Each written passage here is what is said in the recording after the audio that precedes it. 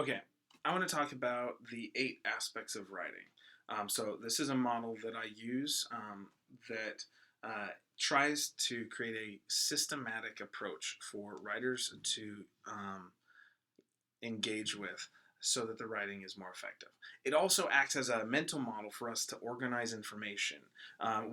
We learn from books like How People Learn and the difference between experts and novices that one of the things experts can do is develop models for remembering information, complex information, by categorizing it. So one of the ways I try and help my students is give them this model to think about all the different things they know about writing, bring them together and make sense of how they fit together as a systematic thing.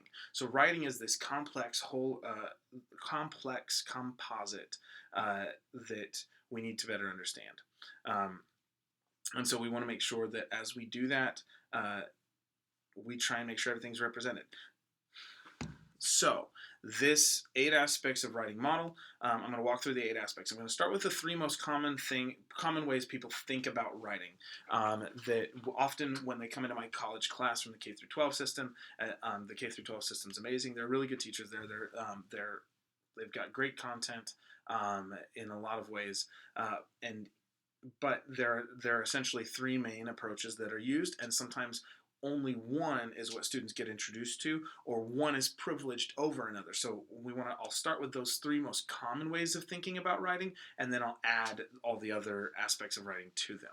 So we've got three most common ways of thinking about writing. One is what I'll call the aesthetic, the next is the linguistic, and the third is the rhetorical. These are the first 3 aspects of writing because they're the most common approaches to thinking about writing, and the ones that tend to be privileged sometimes to the neglect of other parts of writing. So first, if someone's been trained to think about literature and creative writing and the beauty of things, or writing as an art or a form of expression or an emotive thing, these are very good things to know about writing. There have been centuries of writing about this, and possibly millennia, depending on how you want to think about it. No big deal. But when it comes to writing as an art or writing as a form of expression, emotion, or helping someone experience something tangibly through words, like that's the aesthetic aspect of writing. It connects to this philosophical approach to beauty. So aesthetics is a cool word. It's a good academic word. Enjoy it. It's a $5, $10 word. Go use it in another class and sound cool. But the aesthetic aspect of writing is this large category, this aspect of writing that has literature in it, that has creative writing in it, that has expressive writing, emotive writing, and experiential writing in it. We might also put reflective writing in there. We might also put like writing for healing. There were some good studies in the 1980s and early 90s connected to writing through traumatic experiences. That's all under the aesthetic aspect of writing. There's a lot there, but it ultimately has to do with beauty and experience through writing. So, second aspect of writing would be a lot of people when they come into my college class, if I ask them if they feel like they are a good writer, if I feel like they're effective at writing, they're like, I'm a bad writer. They'll either say I'm a good writer or I'm a bad writer. Most people honestly say I'm a bad writer. And a lot of times that's because my grammar's bad. And so when they talk about grammar, I tie grammar to what I call the linguistic aspect of writing, because linguists and applied linguists are the one who study that in the academic world. So it's really appropriate to call it that. But many linguists and applied linguists look at grammar and define it not as a set of rules we have to follow or should get counted off for not following, but they talk about grammar as everything you know about the structure of your language, often at the word or sentence or context level. And so that's why a lot of times in school we learn about these rules of how to structure a sentence, these rules of how to conjugate verbs, these rules about punctuation. There's kind of this bent toward a particular norm. And so I'm not going to talk about the norm or convention, which is actually kind of the standard written academic English. That's for another video. But that's the sociocultural convention that tells us we should write this way. Linguists and applied linguists look at pragmatics, how people practically use language in context. And so they'll look at things under the linguistic aspect of writing. They'll look at grammar, like what does everyone know about their language? And they'll look at these subcategories: morphology, how we build words; syntax, how we build phrases and sentences. And not just of English, but of all languages. Different types of writing systems; semantics, which is like language in context. Again, I'm being over reductive just to kind of roll through this. Other videos to come.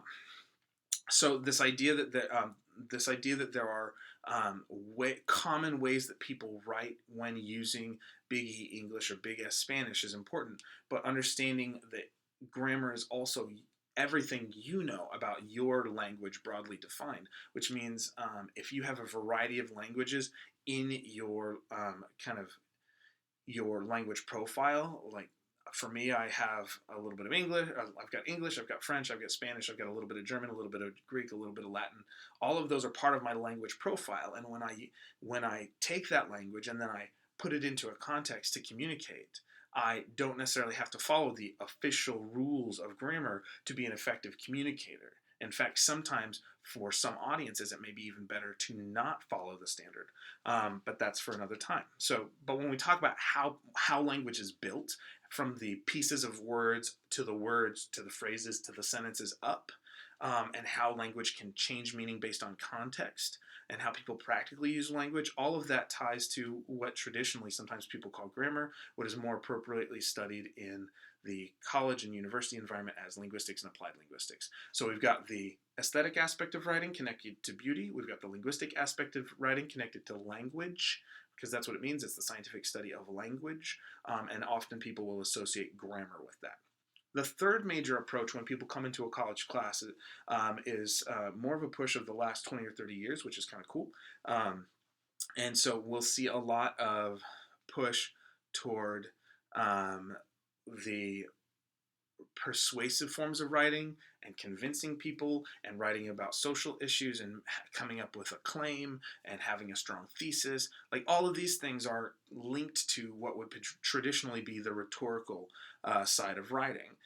This comes from the very, very, very old tradition, Aristotelian tradition, or Aristotle, who basically defines rhetoric as the art or means of persuasion. It's how you convince someone, is what Aristotle said. And a lot of the way we write persuasive essays and academic essays, the model is built on the Greek oratorical form. So the classical Greek oratorical form was this structure that essentially follows our modern day, or is the precursor to our modern day standard essay, persuasive humanities based essay. But it's more than just persuasiveness. So rhetoric is more than that. So when we talk about rhetoric, it could be persuading, but it's probably better described, and has been in an article on in a collection on advanced writing and advanced rhetoric and socially situated writing. It's been described as, in 2018, it's been described as how a writer leverages what they know.